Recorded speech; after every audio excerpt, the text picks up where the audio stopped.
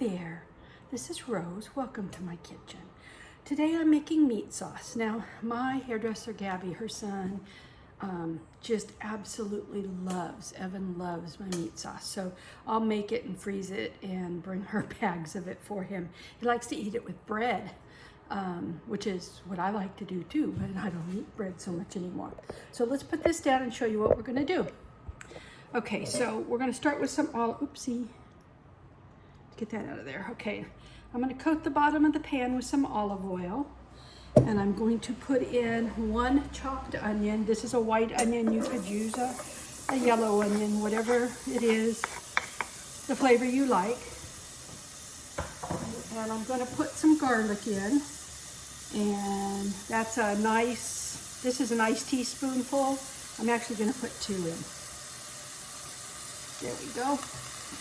And we're going to get that going. Give it a moment here.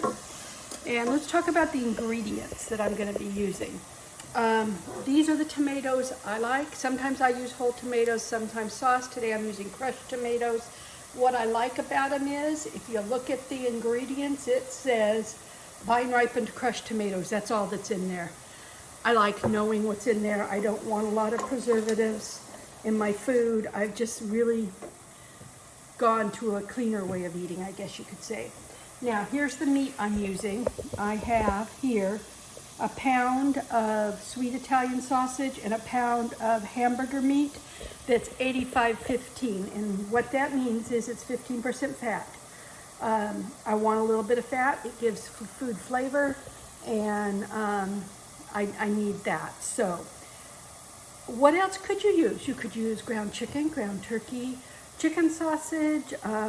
My mother used to take, like if we had leftover pork chops or roast, she would cut that and put it in there.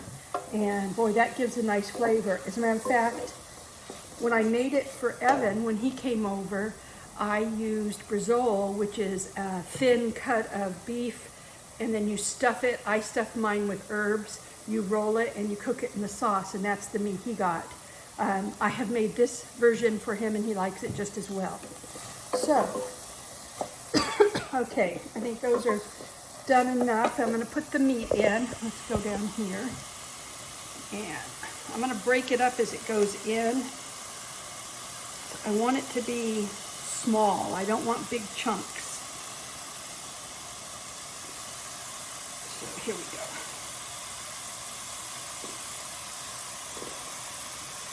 And here's the ground beef.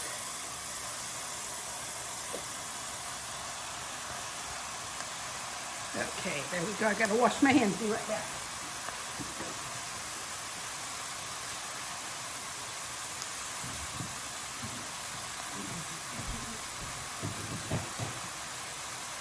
Okay, so as the meat is cooking, I'm gonna just do this with it. I want to break it up as small as I can get it.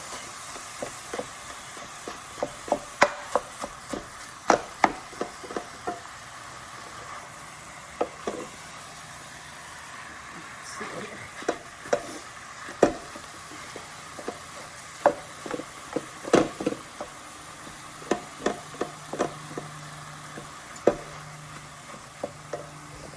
Okay, it's going to take a few minutes, so I'm going to go ahead and continue cooking this.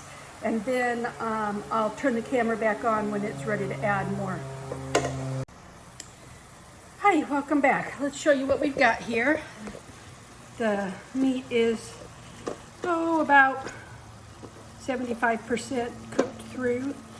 I'm going to start adding herbs and such. First, some salt.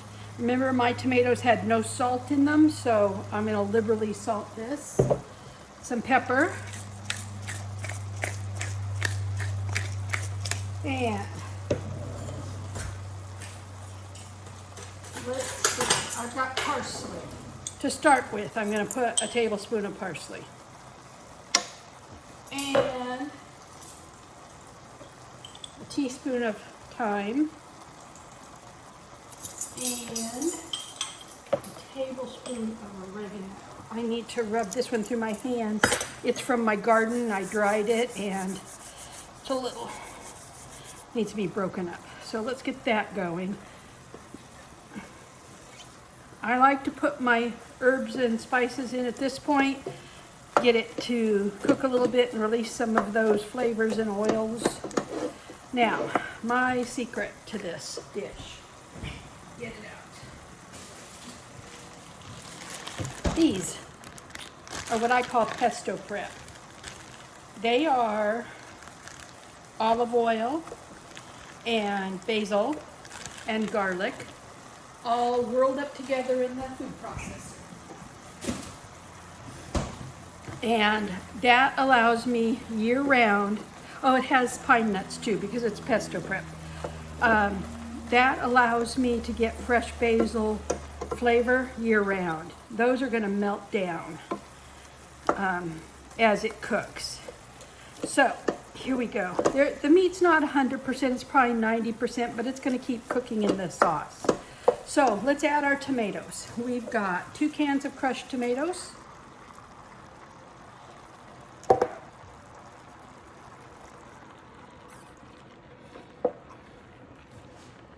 And let's mix that up.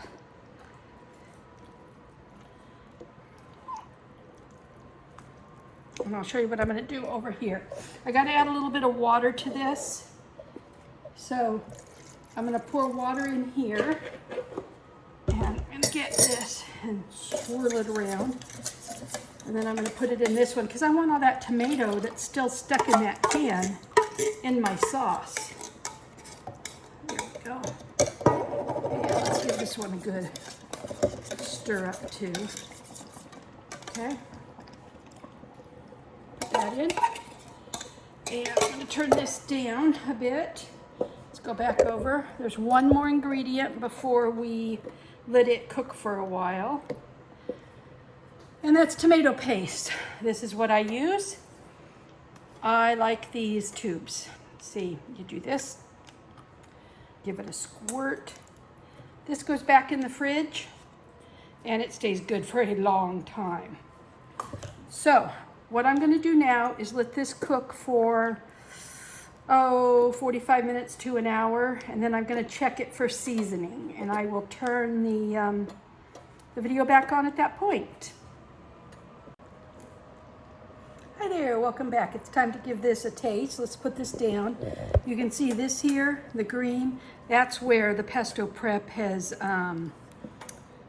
melted in, thawed, and combined. So let's get this combined up real nice, mixed up, and I'm going to give it a taste.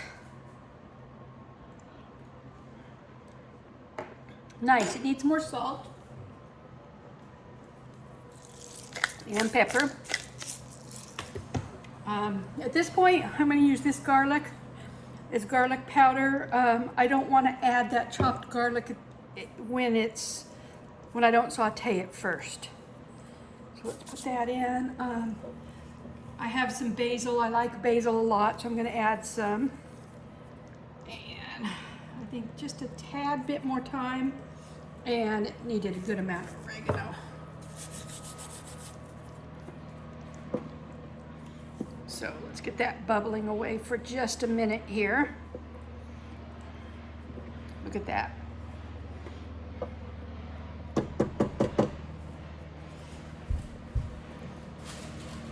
Okay, I'm going to taste it this way. I like to taste with bread. That one's a little hard.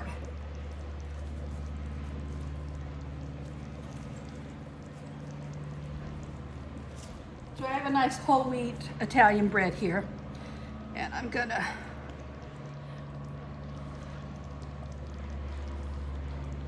that's nice.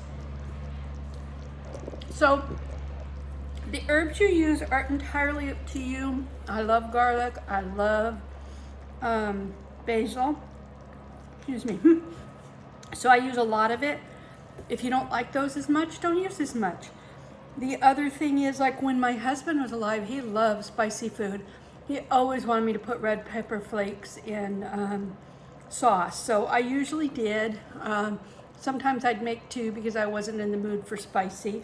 But as I say with all my recipes, make it your own. Put the flavors you like in it.